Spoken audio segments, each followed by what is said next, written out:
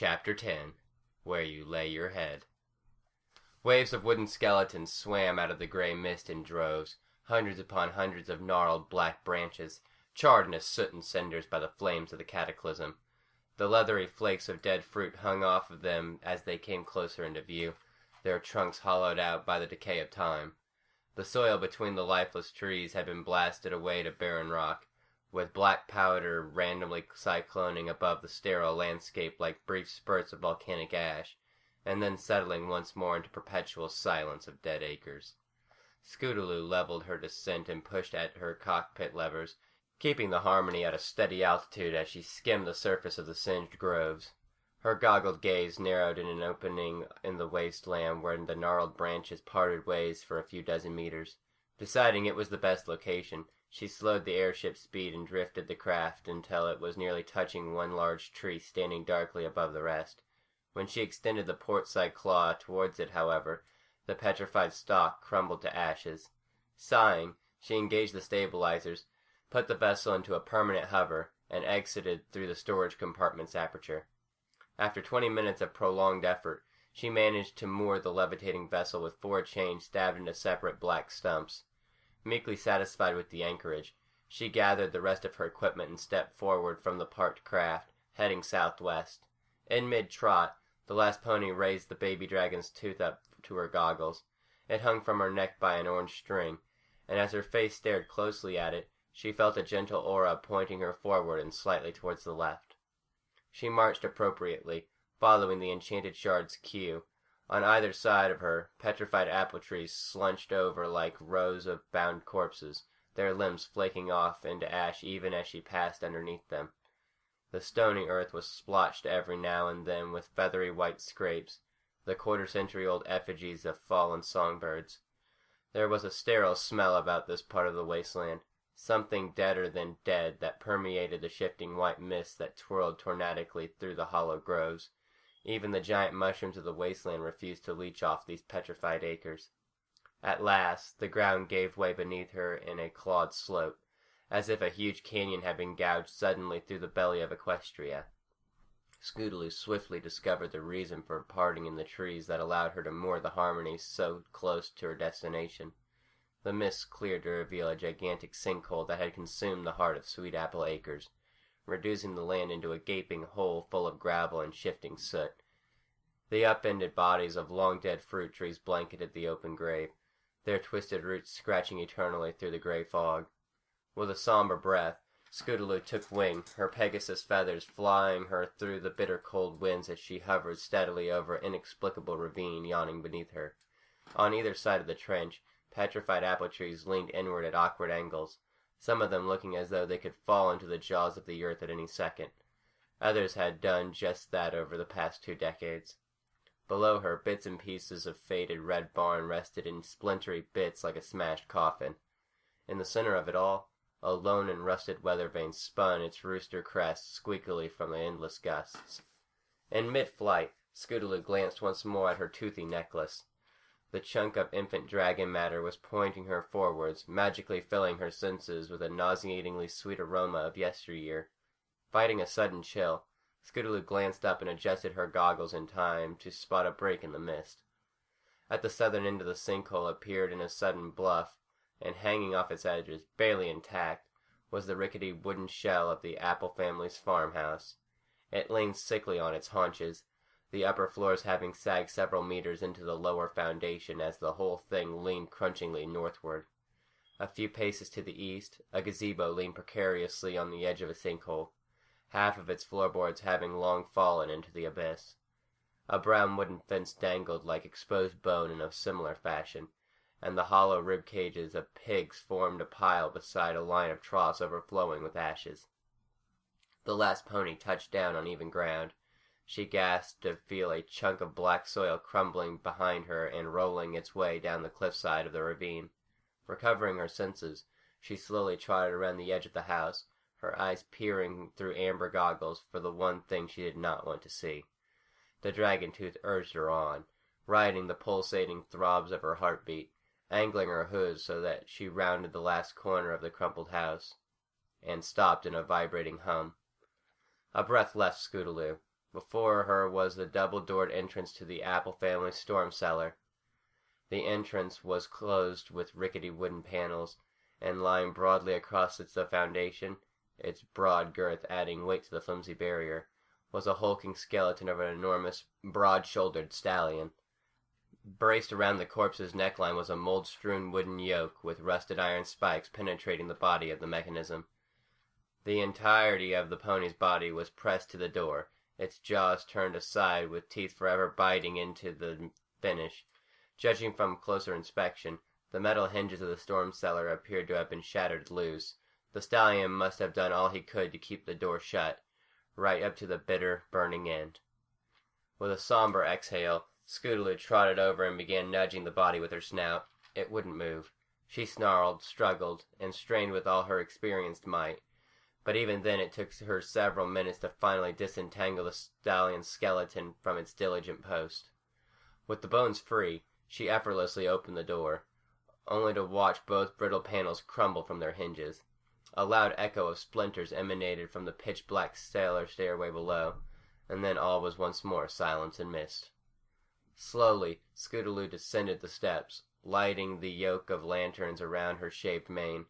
The cellar turned into a hollow tube of bouncing shadows as she scaled the steps. Trotting down onto an even floor, the Pegasus navigated a forest of cobwebs and skittering black shapes. She slowed to a shuffle, shining her halo of light left and right across the claustrophobic chamber of dust. In one corner, a pile of decayed foodstuffs lingered in a mountain of soot and rat droppings. In the opposite corner, a wave of earth had broken through the brick-laid walls and filled the room with black dust of a sinkhole. And in yet another corner, the dragon's tooth throbbed once and was dead. Scootaloo's eyes twitched, perhaps in an attempt to erase the image in her mind before it could be committed to memory. Bravely, she stepped forward and knelt beside a pile of bodies, 3 separate skeletons of completely different make, all huddled together in an embrace of crooked limbs and ratty hooves. One body was a mare of exceeding age, with jagged joints and brittle marrow. A second was a tiny foal with next to no muscle mass. And the third? The skull was obscured by a circular halo of tattered brown felt, moth-eaten along with the brim and laces with spider webs. It took Scootaloo a few shivering seconds to move the hat before she was staring into the spaces of 2 hollow sockets that suddenly seemed livelier than her own. In a strange breath of courage, she gulped and murmured, "Hey, AJ." A brief beat. The sterile air of the room closed in around her, and she fought back the last drop of hesitance. "No hard feelings." That said, she produced a brass blade from her saddlebag, aimed it at the skeleton's spine, and began sawing. Scootaloo marched back up the rows of dead orchards, her face blank, her saddlebag hanging a little heavier from her flanks. The mist cleared as she reached the Harmony, but just as she flew up to the aperture entrance of the lower gondola storage compartment, murmuring a command for the runestones to unlock, she froze. Her gaze was aimed westward, just beyond a line of dead trees that curved in a direction opposite of the rest of the singed acres. Her heart was pounding anew, but this time the dragon tooth was no longer strobing, for she had already acquired what she had come there for, or at least she almost had, Scootaloo suddenly realized. Removing the saddlebag completely from her brown backside, she slid the thing a few meters into the safety of the storage compartment, floated back out, and commanded the runes in the door to seal the ship tight. She soared through the mist and touched down lightly, trotting west from the moored Harmony and piercing the line of awkward trees. A few branches hung low, along with thorny brambles that dipped at eye level. She pushed these clusters of dead vines away with minimal effort, ducking low past a couple of gnarled limbs and climbing over a heap of charred earth until she finally came upon a clearing, and saw it. Immediately she raised her goggles and exposed 2 pained scarlet eyes, staring in disbelief at the sight before her. In a ghost-like trance, Scootaloo trotted forward into the company of a blistered wooden building, propped precariously 2.5 meters from the ground and cradled limbs of a burnt apple tree. The clubhouse was remarkably intact, a feat it had rarely ever accomplished even in the years before the cataclysm. Its shingles were peeling and its window pane had long fallen off in a heap, but the 4 walls were still carrying the weight of the tiny building, and the roof provided a dark shade from the blinking gray twilight above. With a lump in her throat, Scootaloo numbly approached the careening plank that formed a walkway up to the balcony of the clubhouse. But with so much as one hoof placed down onto the wooden beam, the entire platform crunched into a belated pile of splinters. She didn't gasp, as her somberness greatly outweighed her shock. She exhaled, and with wings that wouldn't possibly have lifted her when she was a foal, Scootaloo effortlessly levitated herself to the balcony with a single bound. The floorboards creaked and wheezed dustily under her weight as she shuffled into the hollow of the shack. The interior was nightmarishly quiet, like being inside a concrete block drowned in the center of the earth. She couldn't have asked for anything more. Scootaloo gazed silently as her eyes traveled the length of the room, observing a tattered brown flakes of paper plastered to the walls, indecipherable illustrations of crusaders from an age long gone, of dreams long woken up from, of friends long dead. The floor was a sea of dust, with her fresh hoofprints looking bizarrely large to the scale of her wheezing recollection. The place had a smell to it that brought Scootaloo instantly back to nights of songs, crickets, and fireflies dancing in the moonlight. She ever so delicately wanted to scream. She was about to turn around when a glint of twilight shimmered off something in the corner. Turning in a blink, the adult Pegasus narrowed her eyes and trotted over until something took the form in the penumbra of gray dimness wafting in from the crumbled window panes. The breath that left her was a wilting one, and she all but collapsed to her knees, her lower hoofs folding numbly under her weight. She shuffled 2 forelegs and shifted something out of a pile of dust, something long and weighted, something glistening sublime. Its handlebars shone like polished cherries in the deep miasma of doubly dead world. Its bent wheels squeaked like confused newborns that reflected her aged face. Scootaloo could no longer contain it. She buckled, silently cradling the object in her lap, as she hung her head to the cadence of haunting chorus in her lonesome ears. A young orange Pegasus twisted the wrench around with the spokes of her scooter's wheels, finally tightening them with expert craftsmanship. Scootaloo tossed the wrench into a saddlebag resting against the log she was sitting on and spun the wheels for good measure. They practically sang on their axes, a telltale sign that they would glide smoothly for her over the next week of speeding randomly across Ponyville. Smirking, the winged foal gazed up across the flickering campfire as an orange-coated mare finished her exciting tale before the audience of 4 other sets of ears. And it was right at that moment, when the elements of harmony were lying all shattered on the stone floor of the abandoned temple, that Nightmare Moon was fixing to make true her threat of eternal night. Applejack leaned forward with a wicked grin. When what would happen but 5 girls and I reunited with Twilight, and in her eyes there was a spark, a magical spark. And wouldn't y'all know it, she taught us right then and there that the true elements of harmony were resting inside us the whole time. And all we really needed to defeat Nightmare Moon was our companionship, a joining of hooves, if you will. In a heap and flash of colors, these purty sparkling jewels formed on our necks, and a solid beam of rainbow light soared straight at Nightmare Moon, lassoing her up like a startled hog, and cleaned Princess Luna of all the nastiness that had clouded the poor alicorn's soul for 1,000 long years. Cool! Sweetie Belle and Apple Bloom cooed as one. They squatted side by side with sparkling eyes lit alive by the night-laced electricity of Applejack's story. A campfire crackled in the center of a crater of wooden logs, nestled in the front yard of the Apple family's farmhouse under a purple curtain of twinkling stars. I had no idea Nightmare Moon was defeated like that, Sweetie Belle beamed, balancing a roasted marshmallow on the end of a stick. I always thought the night was a lot scarier. Oh, darling, of course it was a dreadful event up until that penultimate moment of victory. Rarity's operatic voice announced her presence. The fashionista sat on a velvet pillow that she had hauled over to Sweet Apple Acres. The ivory unicorn nibbled delicately on a silver platter of marshmallow bits, all the while regaling her younger sibling. There were phantom pegasi, ghoulish trees, a raging manticore, and a most horribly distraught sea serpent. If Twilight Sparkle hadn't had her mystical moment of sudden epiphany, I'm afraid your older sister and all her companions would be rotting away in some unsavory dungeon made of moon rocks. Hey! Applejack briefly frowned. Were you telling this story here, or was I?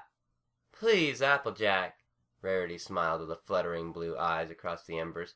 Far be it from me to detract from your rightful place in the limelight, but your recollection of that night's events could surely use a bit more dramatic flair and suspension of disbelief. I reckon I told it just fine. It's getting late, so shoot me for not wanting to scare the fillies something fierce. She upturned her snout, juggled a few marshmallows into her mouth, and downed them in a gulp. Besides, if I hooked the reins of the story over to you, the whole lot of us would have been put to sleep by your gabbing forever about how plumb dumbstruck y'all were by them necklaces we were sporting. Oh, but weren't they the most splendid pieces of jewelry? As if they were carved in the dawn of the first age itself. Sweetie Belle, chew your food with your mouth closed, dear. There's a good lady. Ahem. But you were quite accurate towards the end, Applejack. I'll give you that much merit. Did a rainbow really lasso up the nasty nightmare moon, sis? Applebloom blinked over twin sticks of marshmallows. Heh, that's right. Slap the gloominess square off her noggin. Young Scootaloo raspberried. How the heck can a rainbow smack a pony around? She spun the wheels on her scooter she was examining once more and smirked. Much less a stupid dark moon goddess come to enslave us all. It's not so much that the rainbow throttled Nightmare Moon within an inch of her life, but rather...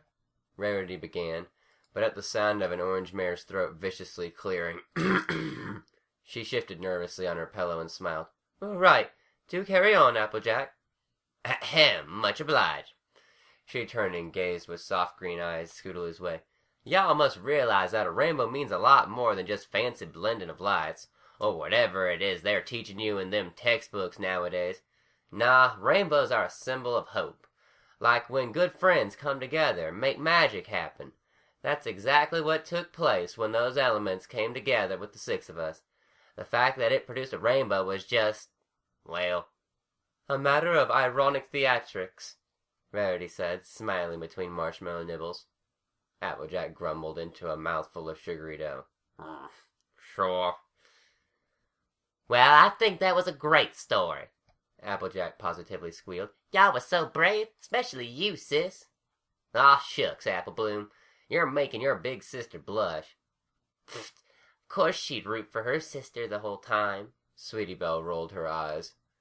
Applebloom stuck her tongue out at the unicorn. So what if I did? You're just bummed 'cause AJ saved Twilight Sparkle from falling off the cliff and all your sister did was dress up a giant snake. Hey, my sister was showing generosity. Go choke on a marshmallow. I would if I could swallow ya. Girls, Rarity tisk-tissed. Now, what's so harmonious about this kind of attitude? Why, Applejack, myself, and the rest of us would never have defeated Nightmare Moon if we carried on with such awful bickering. You're right, Sweetie Belle sighed, shifted where she sat alongside and mumbled. I'm sorry, Applebloom. Me too, Sweetie Belle. Applebloom smiled sweetly at her. I think we should both be happy that we have such brave sisters. And such delicious marshmallows. Sweetie Belle's eyes twinkled as she beamed across the campfire at Scootaloo. Thanks for fetching these, Scootaloo. Yeah, thanks, girl, Applebloom giggled. They really make a bonfire worth gathering wood for. Hey, it's my pleasure. Scootaloo smirked rosily. Figured it'd be a crime to listen to an awesome story over a fire without something to snack on. Well, I wholeheartedly agree. They are a finer delicacy than I normally would give them credit for. Rarity winked. Wherever did you purchase them from? Sugar Cube Corner. Mr. Cake makes them himself. Not even the candy stores in Canterlot make them as tasty, I'm willing to bet. Ain't you gonna have a bite yourself, kiddo? Applejack murmured through a mouthful. Yeah, Scootaloo, Applebloom guiltily frowned. We don't want to be hogging them all. Pfft, I got them so you all can enjoy them, so enjoy them. She leaned her scooter on a log next to her bag and reclined lackadaisically. Besides, I get all the marshmallows I could ever want. Really? My parents gave me this crazy awesome allowance. Scootaloo rolled her violet eyes. Seriously, with all the nights my dad works to bring home the bits, I'm spoiled rotten. That makes 4 of us, Rarity hummed after another bite and cleaned her empty plate daintily. That reminds me, Applejack, did you hear that Twilight Sparkle has begun a book of memoirs? A book of what now? A collection of her experiences in Ponyville as written from the first pony perspective. Rarity smiled. It's been almost 6 months since she arrived in town, and she's already been inspired to write a personal summary of all her letters to the princess. She regaled me this afternoon about it over brunch. I think it's a positively splendid idea. You don't say. What's she fixin' to name the dang thing? The Harmony Chronicles.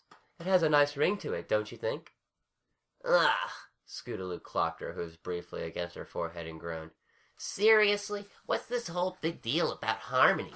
Not that your stories aren't awesome or whatnot, but everyone uses that word like it's a social disease. Applejack spat and choked briefly on a chunk of marshmallow as Apple Bloom blinked innocently. Sweetie Belle glanced crookedly at her sister. Rare, what's a social disease? I'll tell you when it's time to buy you a bridle, dear. Rarity stammered and smiled nervously Scootaloo's way. Ahem. Colorful metaphors aside, Scootaloo, harmony is the essence of friendship. At least when it comes to Applejack, myself, and our little circle of fillies. So that's all it is? Scootaloo raised a vexed eyebrow. Just a bunch of racket about friendship?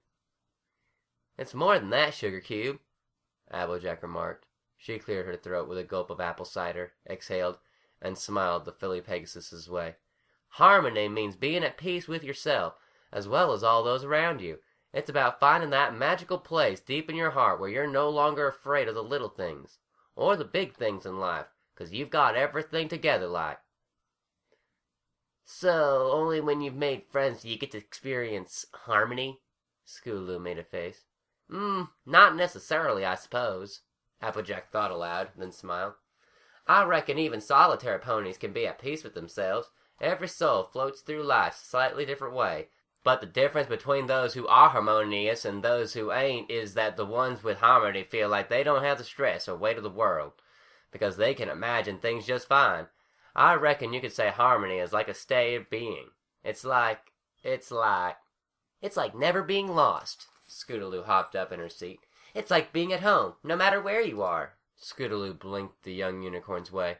Her breath left her under a faltering heartbeat. Her violet eyes gazed down at the firelit earth. You know what? I reckon that's a plumb good way of putting it. Applejack smiled. Kudos to you, Rarity, for polishing your little sister's head up just right with them homeschool courses. Hey! Apple Bloom barked. I'm bright, too. Of course you are, darling. Just don't be shocked when you're my age and discover that being literate don't get no apples down from trees.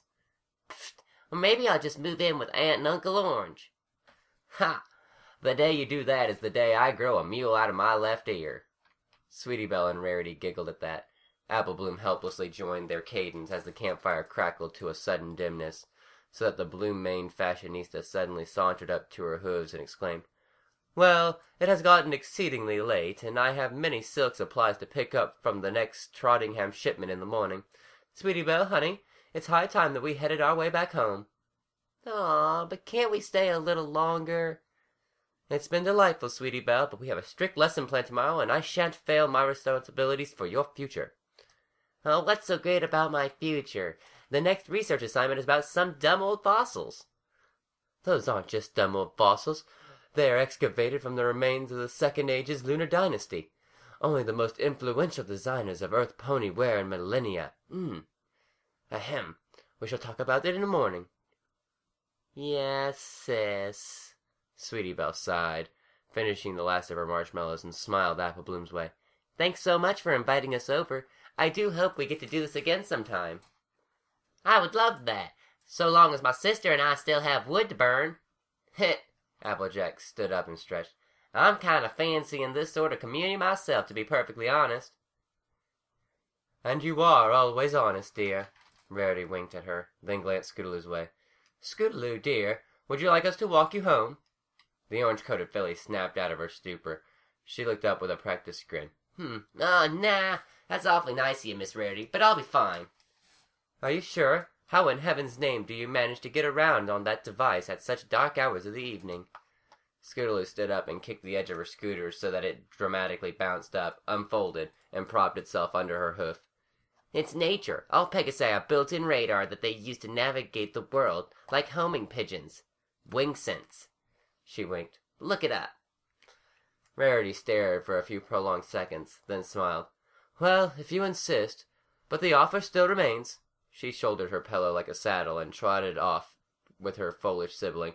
Come along, Sweetie Belle. Stay by my side. So long, Apple Bloom, Scootaloo, AJ. Bye-bye, Sweetie Belle. Y'all stay safe. Don't walk into the Everfree Forest or nothing goofy like. Applejack, what do you take me for, a plow horse? A lady certainly knows her way home. Just don't get your horn rammed into a tree. Oh, please. Scootaloo watched with forlorn muteness as the party dissipated. She liquidly mounted her scooter, wincing slightly as a deep bass sound obscenely emanated from her belly. She hit it with a loud clearing of her throat. A shadow before the campfire wafted over her. She glanced up, blinking. Applejack smiled down at her. You sure we can't walk you home? I'd hate to think your parents fancy the Apple family to be irresponsible with their guests. Believe me, they'd rather not bother any pony at this time of night. Scootaloo grinned slyly.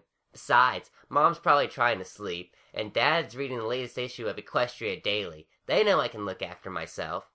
She bit her lip, her eyes glancing over at a barrel just a few meters beyond the penumbra of the crackling fire. A sparkling hoard of delicious apples lingered from the latest harvest. Scootaloo swiftly wrenched her gaze off and resumed smirking. It's the Pegasus way, you know. I reckon, Applejack muttered, but she tactfully followed the line of Scootaloo's sight. But the least I can do is offer a token of the Apple family hospitality. She then trotted over to the barrel, lowered her hat, grabbed 3 whole apples, and deposited the 3 of them into the little Pegasus's bag. There you go, some for your family to munch on. Scootaloo gasped. Oh, AJ, I couldn't. Besides, I spent all my allowance on those marshmallows and... Oh, go soak your head. Applejack rolled her eyes and stuck her cowgirl hat back on. It's a gift, Sugar Cube. Compliments of the family that appreciates your good manners and friendship. Yeah, besides, those marshmallows were delicious. Apple Bloom trotted up, beaming. Scootaloo gulped, her face hidden in the shadows of the dying fire, so that the weakness of her smile was barely noticeable. Well, I guess I could have convinced Mom and Dad to have these for dessert tomorrow night. She sealed the bag of apples and tools and slung it all over her shoulder. Thank you. Thank you very much. Dessert, Applejack thought aloud as she shuffled over towards the end of the yard. Now there's a lick of sense. Focus more on advertising apple fritters and less about apple cider. Especially with the holidays coming around, that would positively roll in the bits. Apple Bloom shook her head with a smile and trotted over, momentarily nuzzling Scootaloo. Stay safe, Scoots. I'll see you tomorrow, you hear? Yeah. The filly Pegasus strapped her helmet on and gripped her scooter. She smirked at the hairboat earth pony. Try not to wet your bed, Miss Cider.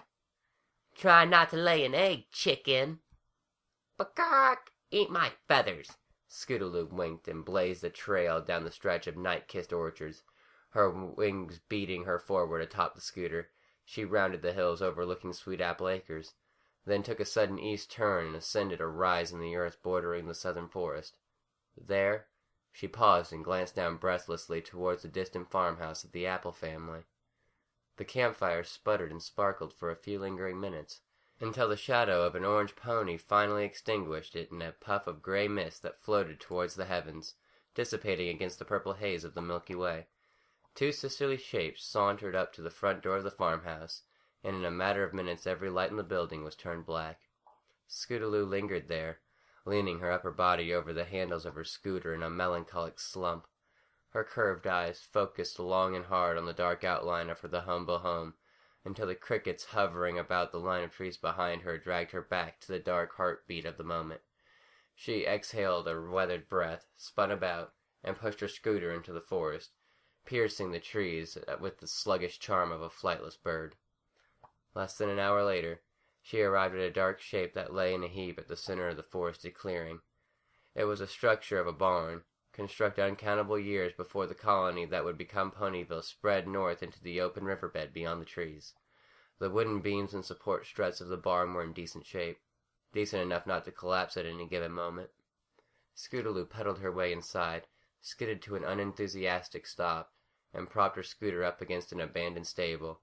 With shivering orange wings, she climbed a wooden ladder up to the loft of a splintery roof barn, where a month-old spread of crinkled hay and tattered canvas sheets served as a bed. She reached into a cluster of straw and uncovered a hidden suitcase, inside which were several basic necessities and mechanical tools, mostly crafted by the filly herself. She opened her bag and produced 3 apples, watching as they glistened in the purple starlight flittering down from the cosmos, unsurprised at a pair of reflected violets that watered half as much as her mouth did that very moment. She stuck 2 of the apples safely into the suitcase. The 3rd apple she eagerly devoured, savoring her first meal in nearly 2 days. The other fruits would have to be conserved over the course of the week, long after the lonely night had taken its course, long after she had tossed and turned in the straw under a futile search for sleep, long after the tears had redoubled, as they always did under the moonlight, but this time pondering a new question, a question that ached her head with enough pain to rival the perpetual pit in her stomach. Was this harmony?